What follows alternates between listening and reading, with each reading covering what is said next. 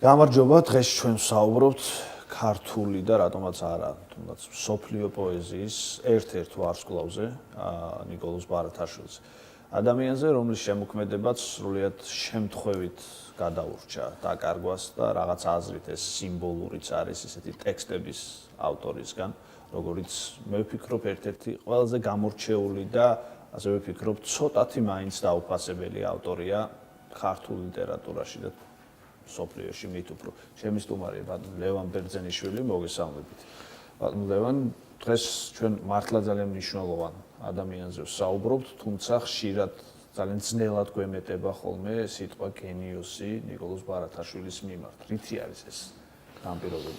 პირველს ყოვლისა მე მინდა ვთქვა, რომ ის რომ წელს მისი 200 წლის თავია, რომელიც აღინიშნება მთელ მსოფლიოში და მე მგონი მსოფლიოში უფრო ფართოდ ვიდრე საქართველოში, იმიტომ რომ ღონისძიებები, რომელიც დასახულია მაგალითად 27 აპრილს უკვე ლონდონში არის პარიზში და შემდეგ გაცილებით უფრო ფართო მასშტაბიანია, ვიდრე ყველაფერი რა ჩვენთან არის ჩაფიქრებული, ჯერ მართალი გითხრათ პროგრამა არც ვიცით რა და როგორ იქნება.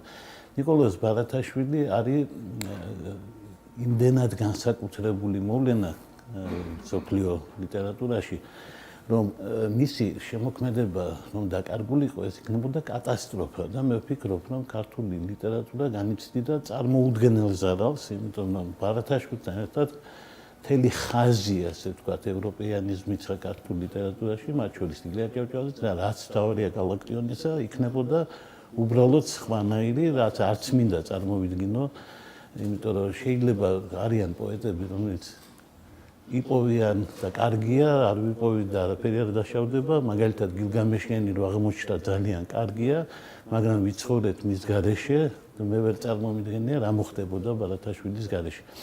ვინაიდან ასეთი განსაკუთრებული როლი შეასრულა, ამაზე თალკე შეიძლება ვლაპარაკი. რაც შეეხება მინიშნებას, რაც თქვენს ტექსტში იყო, რომ არ არის სათანადო დაფასება, სამწუხაროდ ეს ასეა. ბარათაშვილს არ აქვს საქართველოში მაღალი რეიტინგი. მე მახსოვს ერთი შემთხვევა იყო, როდესაც საუკეთესო ქართველების შერჩევის დროს იგი 50 ქართველში ვერ მოხვდა. საღვთელოების 7 წარმოადგენელი იყო, რომელთაგან არც ერთი არ მახსენდება, ახლა მართალი გითხრათ, და რამდენიმე ქართველი პოეტი იყო, ისეთი, რომელიც ნიკოლოზ ბარათაშვილის გენიასთან სახსენებელი არ არის. მაგრამ ეგ არ არის გასაკვირი, იმიტომ რომ ნიკოლოზ ბარათაშვილი არის რთული პოეტი. ელიტარულია, ძალიან ხელოვნური და იშვიათი ენა აქვს, რომელიც გაჯერებული არის ფსევდოარქაიზმებით. ეს არის შუა საუკუნეებისა და თანამედროვე ქართულის ისეთი ნაზავი, რომელსაც პირდაპირ უნდა ეწოდოს, ეს მისი ენა არის, მან შექმნა პოეტის ენა, რომელიც არ არის ადვილი, როგორც ჩანს ბევრისთვის. ბევრს ეჩვენება, რომ ის მუსიკა, რომელიც იქ არის ჩადებული, რაღაცა წარმოუდგენლად უცხოარი, ბევრისთვის ეს არ არის დიდი პოეტი, უბრალოდ მიზეზის გამო, რომ არ იმღერება აკაკის ლექსებივით.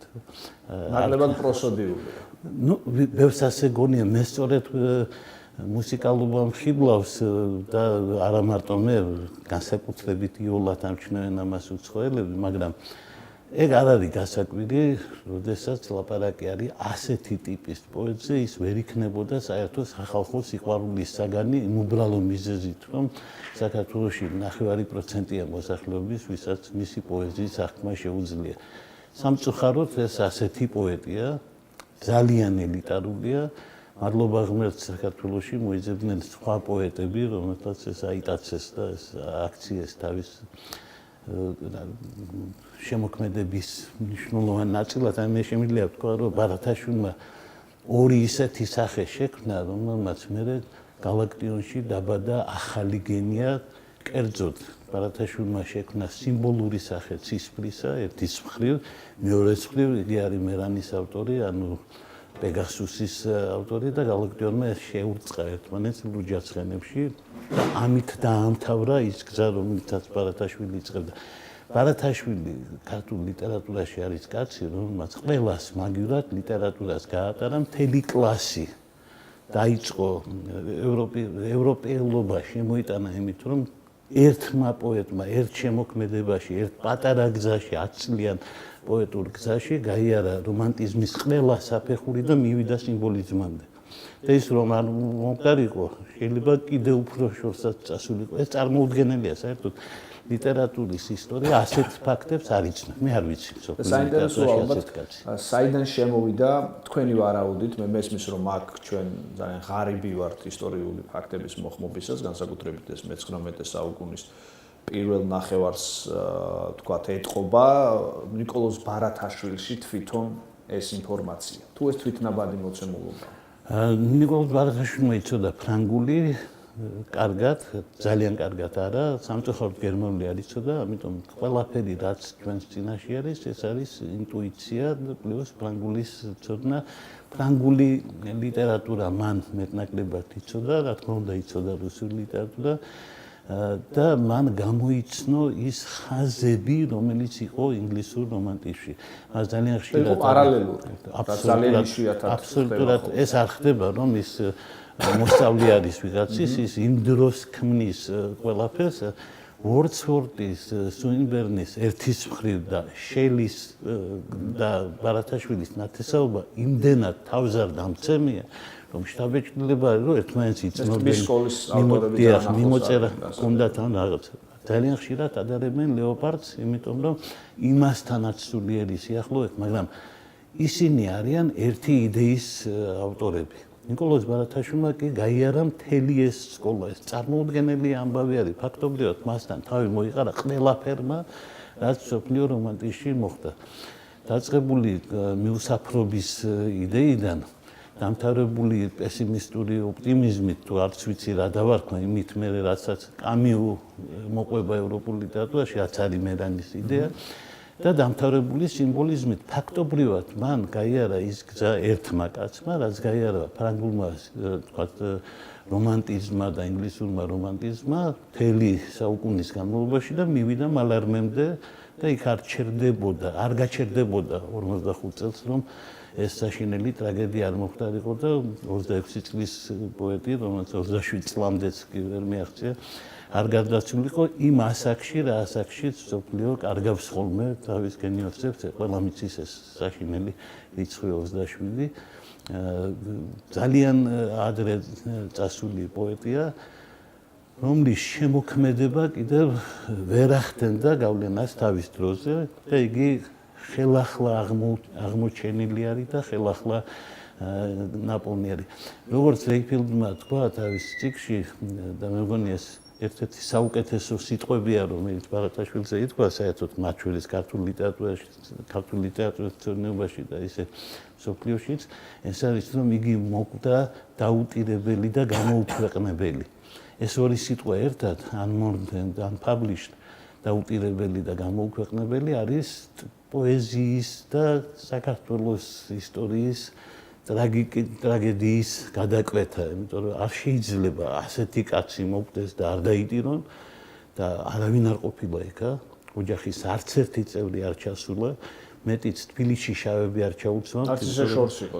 გაჭირვება იყო ძალიან სერიოზული, მაგრამ მე ჩემთვის მაინც აუხსნელი არის რა მოხდა და როგორ მოხდა ეს ამბავი, იმიტომ რომ შეიძლებოდა ალბათ, მოიძებნებოდა ალბათ, არ ვიცი ახლა მართალი გითხრათ, ძნელად წარმომიდგენია, რომ არ ყოფილიყო ილია ჭავჭავაძე, ნიკოლოზ ბარათაშვილი იკარგებოდა არა მარტო გენიოსი, არა მარტო ქართული ლიტერატურის ასეთი მნიშვნელოვანი ნაწილი, არამედ საქართველო იღუპებოდა. ჩემი აზრით, მან იმხელა გავლენა მოახდინა, რომ ეს არ არის უბრალო ამბავი, ისტორიულ-კულტურული თვალსაზრისით ნიკოლოზ ბარათაშვილის ნააზრევი, თქვა 22 წლის ასაკში, რომ პოემა დაწერა, ის ნააზრევი აღმოჩნდა 1000-ჯერ უფრო მნიშვნელოვანი, ვიდრე ქართული სოციალ-დემოკრატიის და მთელი პოლიტიკური მიმართულებების ნამუშევარი, რა ვიცი, რამდენი წლის მანძილზე. რადგან გავლენებზე ვსაუბრობ და მეორე მხრივ ჩვენი გადაცემა მეტნაკლებად სკოლასაც მიემართება, ჩვენ ვიცით, რომ როგორც წესი ნიკოლოზ ბარათაშვილი განიხილება ქართული რომანტიზმის წიაღში და ის ისწავლება ეს ავტორებთან ერთად, თქვათ როგორც არის რიგოლ ორბელიანი, ჭავჭავაძე და მანამდე შეიძლება ვთქვათ ვახტანგიც და სხვაებიც, გულისხმობ ორბელიანს. ამ შემთხვევაში რამდენად სწორია ასეთი დეფინიცია, ანუ მე მესმის რომ კონტექსტი და ეპოქა ერთია, მაგრამ რამდენად თანაბარწონიან ავტორებთან გვაქვს საქმე ერთი და მეორე ხომ არ აჯობებს რომ ის ისწავლებოდეს როგორც ერთგვარი მიჯნური ავტორი, რომელიც არის აი ამ თქვათ სკოლის აქეთ და რეალიზმის თქვათ დასაწყისში სადღაც. მე ვფიქრობ, რომ ლიტერატურის სწავლა შეიძლება ისე როგორც ისწავლება, ანუ ლიტერატურის ისტორიის თვალსაზრისით, ლიტერატურის ისტორიის თვალსაზრისით ბარათაშვილს რა თქმა უნდა აქვს შეხება ამ პოეტებთან, მათ შორის ვახტანგ ორბელიანთანაც, გრიგოლ ორბელიანთანაც, რომელიც ნაცისავია, ბიძარი, მისი ღვიძლი და ალექსანდრე ჭავჭავაძესთან, რომელთანაც ბევრი რამ აკავშირებს, იმიტომ ეს ოჯახში შემოსული კაცი იყო.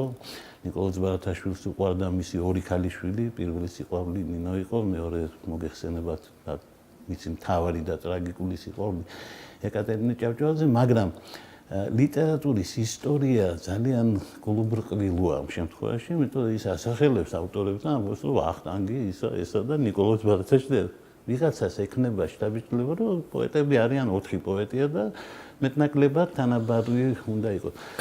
და განსხვავება არის, იცით, კაფსიკუმებში არის განსხვავება წიწაკის სიცხარეში.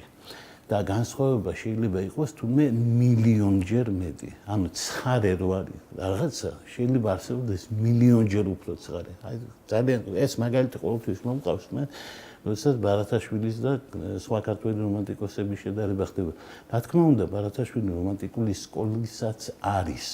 ოღონდ მთლიანად იმას არ ეკუთვნის, იმიტომ რომ გაცილებით მეტია ვიდრე ეს სკოლა, იმიტომ რომ დიდხანს სიმბოლიზმისკენაც წავიდა და ძალიან ბევრი გააკეთა და რაც შეეხება პოემას, ბედი ქართლისა ის ვერ ეტევა საერთოდ ამ ტიპის განსაზღვრებებში, იმიტომ რომ ის სხვა ტიპის კონცეფცია იქ წარმოდგენილი. რა თქმა უნდა, ნიკოლოზ ბარათაშვილი არის ბევრად, არ მინდა რიცხვებით ძნელი სათქმელი არის, რაღაც უსასრულოდ მეტია ვიდრე მისი თანამედროვე სხვა პოეტები. და მე არ მეგულება არავინ, ძალიან ვაჟა-ფშაველა არ დაიბადება და გალაკტიონი არ გაჩნდება, რომელთანაც მისი შედარება რაღაც სიძლიერით და სიდიდით შეიძლებაოდეს. რუსთაველი და ბარათაშვილი ეს ორი ის მწვერვალია, რომელმაც ევროპელობა შეაერთა საქართველოში.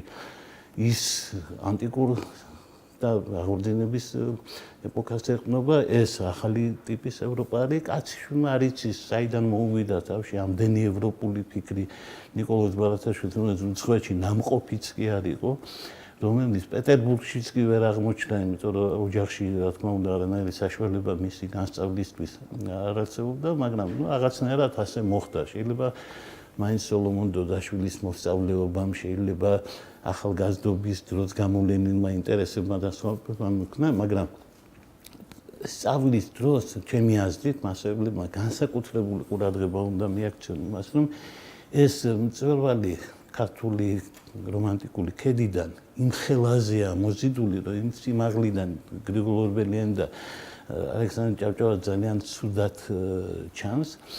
თან უნდა ვთქვათ, რომ ამ ახალგაზრდამ მოახერხა თავის უფროს ადამიანებზე გავლენის მოხდენა და გოგჩაში აშკარად იკითხება ბარათაშვილის გავლენა. თვითონ მას სხვა პოეტების, ქართველი პოეტების გავლენა ნაკლებად ეტყობა რუსთაველის გარდა, მე მგონი არც არავის არ აღიარებს და ძველმწერლობას იცნობს ძალიან კარგად. საერთოდ უნდა ვთქვათ, რომ როგორც ჩანს, დედამისის როლი იმდენად განსაკუთრებული იყო, როდესაც მისი ღრმა და ფსიქოლოგიური შესწავლა მოხდება და ოდესმე დიდი მონოგრაფიები დაიწერება, ანუ ინგოროყვას საქმე გაგრძელდება საქართველოში ნიკოლოზ ბარათაშვილთან მიმართებაში, ისიც ითქმება რა წაიღო ბავშვობიდან, იმიტომ რომ შეუძლებელია ასე თვითნაბადად მართლა ასე გაჩნდეს, არაფრისგან გაჩნდეს ასეთი მარგალიტი, რა თქმა უნდა, მე ვფიქრობ, რომ ოჯახს და განსაკუთრებით დედის ფენომენს უნდა მიექცეს. კი ბატონო.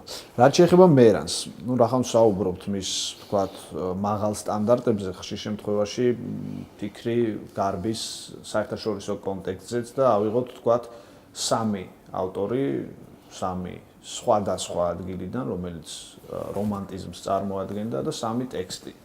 პრინციპში, ვთქვათ, ყორანი, ედგარ ალან პოსი, ვთქვათ, ბაირონის ჩაილ ჰაროლდი და ვთქვათ, მიცკევიჩის ფარისი.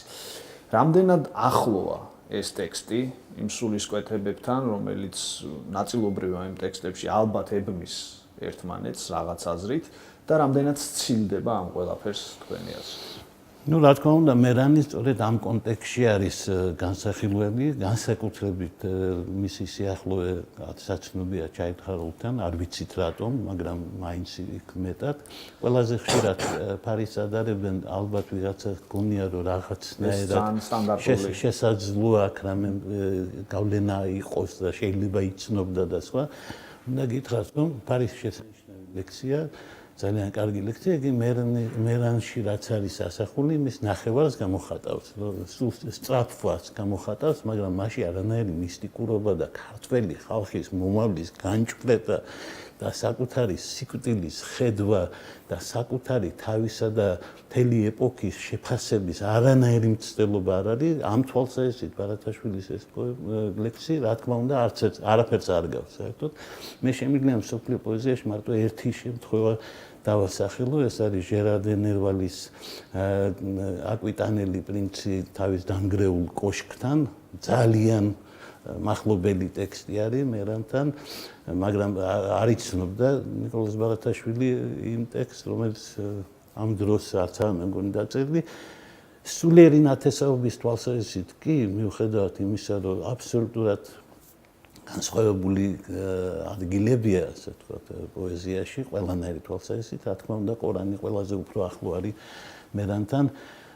ბედისწერის თვალსაზრისით, უბრალოდ მერანში არის ორი ხაზი. ერთი ხაზი არის კლასიკური ხაზი ბედისწერისა, რომელიც მოდის ანტიკურობიდან, რომელიც ასე ბრწყინვალედ არის ედგარ პოსთან გამოხატული, მე მგონი ყველაზე მძაფრად და შებრძოლებისა, რაც ჩაითვალში არის, ვთქვათ, ესენი ყველაფერი არის აქ წარმოდგენილი, მაგრამ გარდა ამისა, მერანში აისახა ავთანდილის, ანდერძი და რუსთაველის ასე ძალიან ჰუმანისტური კონცეფცია იმის შესახებ, რომ ყველა ბრძოლას აქვს აზრი და ამ განწირულობის იდეაში შემოვიდა ცუდად რომ მაინც არ ჩაივლის იდეა, რომელიც წარმოუდგენელია,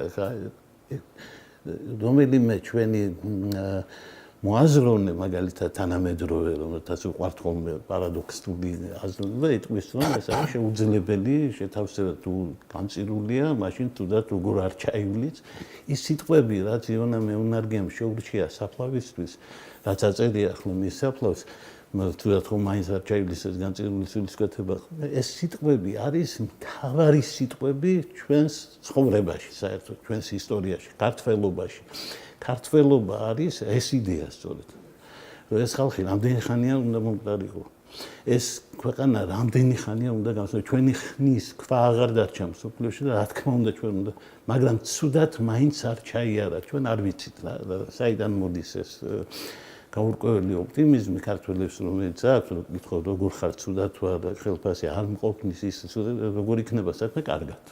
ეს არის ნიკოლოზ ბარათაშვილი. რაღაცნაირად მან ეს გამოხატა. სადღაც შუალედური ფრაზაც არსებობს, ალბათ, ოღონდ არა ამ ლექსიდან, სხვა ლექსიდან, მაგრამ რადგანაც კაცნი ქვიან სოფლისა. ის უფრო ადრეული არის, ის საერთოდ უცნაურია, იმიტომ რომ უნდა ვთქვათ, რომ მე რომ ჩვენ რო არ გქონდეს ზუსტი დათარიღება, ჩვენ რო არ ვიცოდეთ რა როდის დაიწერა, ვერავის ვერ დაარწმუნებდა, რომ 18 წლის ბავშვი წერს ასეთ ლექსს. ეს წარმოუდგენელია, მაგრამ ეს მოხდა. 18 წლის წერს მაგას, 22 წლის წერს პოემას, ცოტა უფრო გვიან იბადება მერანი. საერთოდ მე ვფიქრობ, რომ ის ტრიადა, რომელიც არის პოეტ-აზარი, სულობოროტო და მერანი, ესენი ერთად სცემენ პასუხს მთავარ კითხვას.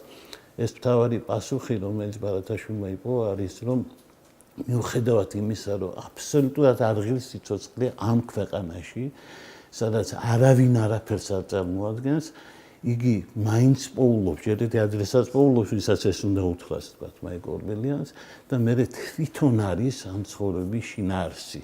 ის ამ სიტყვებით არ ამბობს, მაგრამ ის ფაქტობრივად ამბობს, რომ ახან არაფერი არ არის, ხო ყველაფერი უნდა დაიქცეს, მაგრამ მე ვარ, რაც ნიშნავს, რომ სიცოცხლე გაგრძელდება. ანუ ეკლესიასთან იქით დგამს ნაბიჯს. დიახ, იგი საერთოდ არის ჩვენი ყველაზე უფრო ღრმად მორწმუნე პოეტი ამ თვალსაზრისით. და მე ვფიქრობ, რომ ჩემი ლოცვა და განსაკუთრებით პოეტ-ტაძარი არის ნიშანი იმისა, რომ ყველაფერი ტაძარი თან არის და თან არ არის, ის დაინგრევა აუცილებლად. მაგრამ როდესაც თქვენ ახსენეთ სხვა რომანტიკოსი პოეტები, თქვათ, მათგან განმასხვავებელი თავარი ნიშანი აქვს. ისინი ეროტიკული პოეტები იყვნენ, ბესიკის გზას აგრძელებდნენ და საერთოდ აღმოსავლეთ გზას აგრძელებდნენ და ქალს აქ ფეხი, ტანი და ასე შემდეგ. და ბარათაშვილისთვის ეს არაფერი არ არსებობს. ქალებს ფეხებიც აქვს, ტანიც აქვს და ყველაზე ფეხიანი და ტანიანი ქალი მოწონდა ამავე დროს გემოვნება ჩვენიერი ქონდა, მაგრამ ის ამბობს, რომ სულიერება ამაზე ყველაფერზე მაღლა დგას. მან დააბრუნა რუსთაველის იდეალი წმინდა სიყვარულისა. ანუ მან დააბრუნა მიჯნურობა, ეს საერთოდ ქართული პოეზიის ბრენდია. დატოვა ხორცი, მაგრამ სული დააბრუნა. ხორცზე უარის თქმა არის ქართული პოეზიის ის ბრენდი. დატოვებას არ გულისხმობ, ანუ მეორე ადგილზე დატოვა, როგორც რუსთაველმა. რუსთაველმა ხომ თქვა, რომ ქვენა სიყვარული ბაძავს ზენა სიყვარულს, თუ მას სიძვა არ ახლავს. ანუ ადამიანური სიყვარული შეიძლება გაიგო ღვთაებრივი სიყვარულის იდეა, თუ არ არის სიძვა. ბარათაშვილმა სწორედ ეს იდეა განავითარა და განავითარა იმ ეპოქაში, როდესაც ეს სრულიად წარმოუდგენელია. რუსთაველის ეპოქა გასაგებია და იქ შეიძლებოდა ასეთი რამ ყოფილიყო, მაგრამ ნიკოლოზ ბარათაშვილი აბრუნებს თავარ ქართულ ღირებულებას, რომელზეც ჩვენ შეიძლება ესეც არის ახსნა იმისა, რატომ არ არის ბარათაშვილი ასე პოპულარული. იმიტომ რომ ხალხს როგორც ჩანს უფრო მოწონს ის პოეზია, რომელიც მათ გამოადგებოდათ მაგალითად ყოფით ცხოვრებას, მაგალითად სადღეგრძელოში. ბარათაშვილის სადღეგრძელოს კაცი არ არის. ბიძამისმა პირდაპირ დაწერა პოემა, რომელიც არამატერიალური კულტურის ამ ძეგლს პირდაპირ ეხმარება და შეიძლება პირდაპირ აიღოთ იქიდან მიმდევრობაც და ყველაფერი ახლა. საინტერესო პოემაა ისიც თავისთავად. არავინ არ დაობს, სწორედ იმაშია ბარათაშვილის გენია, რომ ირგვლივ საინტერესო ხალხი იყო და მან ისინი უინტერესოდ მიიჩნია და ამაღლდა ამაზე. მან გაუკეთა თავის ქვეყანას იმაზე 1000-ჯერ მეტი, ვიდრე მოვალე იყო და ვიდრე ქვეყანა მას გაუკეთა. ვისაუბროთ ბედი ქართლისაზეც, რომელიც ხადია ბევრი ასპექტის მატარებელია, მაგრამ ამ შემთხვევაში ვისაუბროთ როგორც პოლიტიკურ პოემას. იმიტომ რომ დრო და ეპოქა, როდესაც ბარათაშვილი ცხოვრობდა, არა მხოლოდ ლიტერატურის ისტორიით მიმართულებით არის საინტერესო, მეტიც შეიძლება სხვა თვალსაზრისით კიდევ უფრო მნიშვნელოვანი იყოს საქართველოსთვის. რა გზავნილებია ბარათაშვილისა ქართველი ხალხის მიმართ, კონკრეტული ადამიანების მიმართ, თუნდაც საკუთარი ბიძის მიმართ და რამდენად მნიშვნელოვანია ამ ტექსტის სწავლება დღეს? მე ვფიქრობ, რომ ეს არის ასეთი ტერმინი ასევე დრასტიკული, კრუსიალური, ანუ გარდამტეხი მნიშვნელობის ნაწარმოებია. ეს არ არის უბრალოდ პოეტური ტექსტი. ეს არის მთელი, ასე ვთქვათ, ნაციონალური დოქტრინა, რომელიც წარმოადგინა 22 წლის ნიკოლოზ ბარათაშვილმა, რომელსაც უკვე აქვს 1922 წლის შეთქმულების, გულგატეხილობის და ერთმანეთის დაბეძღების და მთელი სკოლა გავლილი და პოემა იწერება იმ თვალსაზრისით და არის გამოხატული მასში ის, თუ არა მარტო რა მოხდა, ეს არ არის ისტორიული პოემა. ის არის იმაზე, თუ რა მოხდება. როგორ იქნება ჩვენი ურთიერთობა იმპერიაში, რომელშიც ჩვენ შევედით.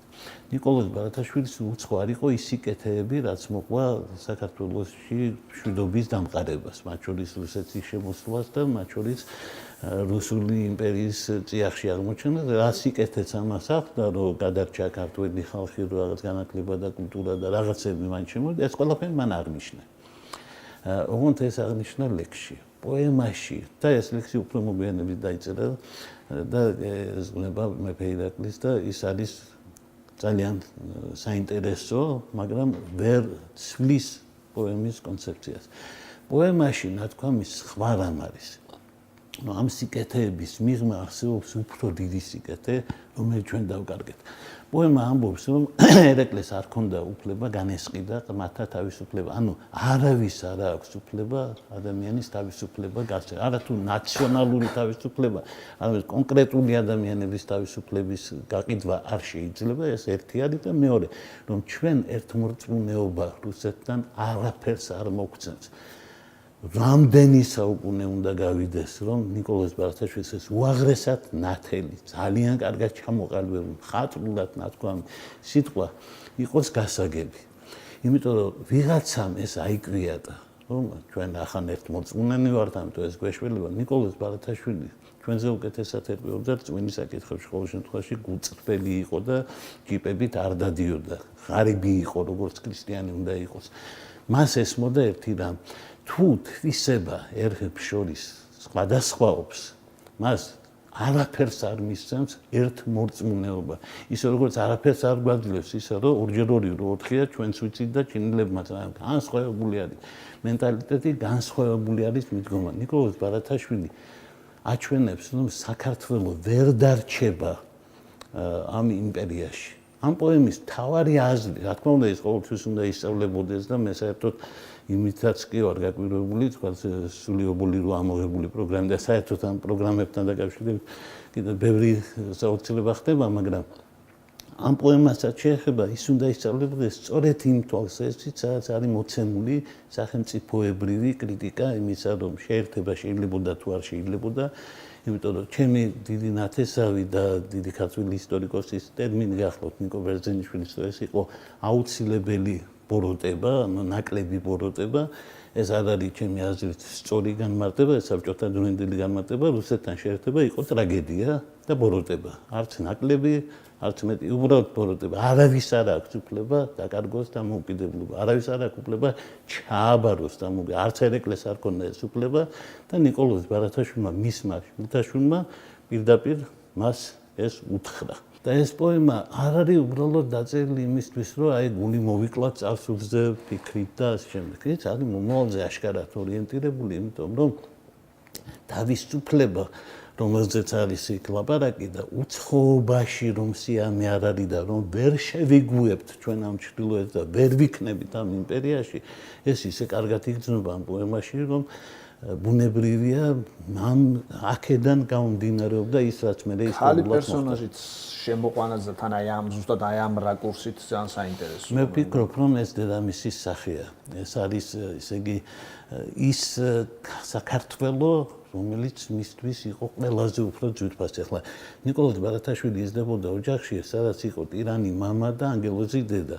ეს ტირანი მამა კეთილი კაცი იყო თან, მაგრამ იყო ძალიან ანჩხლი და აუტანელი და ამავდროულად ძალიან კეთილი და ხელგაშლილი. ხოლო დედა იყო მამაზი, ევროპული გარეგნობით ქერა იყო. და იყო ჯერეთი ყაპლანიშვილების და ორბელიანების შთამომავალი და გასაგებია, მაგრამ ამავე დროს იყო უაღრესად კეთილშობილი პიროვნება, რომელსაც რა ვიცი, 8 შვილი ყავდა. მართალია ნიკოლოზის და მისი 4 დის გარდა დანარჩენები ადრე დაიხოცნენ, მაგრამ ეს ქალი სათნოების, სიყვარულის, განათლების და ძველი ქართული, ძველი საქართველოს წარმოადგენდა. ის პირდაპირ იყო თვითონ ასე ვთქვათ საქართველოს მეფეთა შთამომავალი და გასაგებია ნიკოლოზ ბარათაშვილი მასში ხედავდა საქართველოს. აქედან მოდის ჩემი აზრით წმინდა სიყვარულის იდეა, აქედან მოდის საქართველოს იდეა და მე ვფიქრობ, რომ ის რაც შემოყვანილი არის ახლა ლეონიძისა და სოფიოს სახით, რაც არის შემოტანილი ამ პოემაში, იქ უცხოობაში, გაუძლებლობაში სწორედ ეს ევროპული ყაიდის ქართველი ქალი იგულისხმება, რომელიც არ ხედავს რუსეთში ევროპას. გასაგებია და ბოლო კითხვაც რომ კონდეს ამის თქვა საშუალება მე მესმის რომ ასეთ დაშვებადობებზე რთული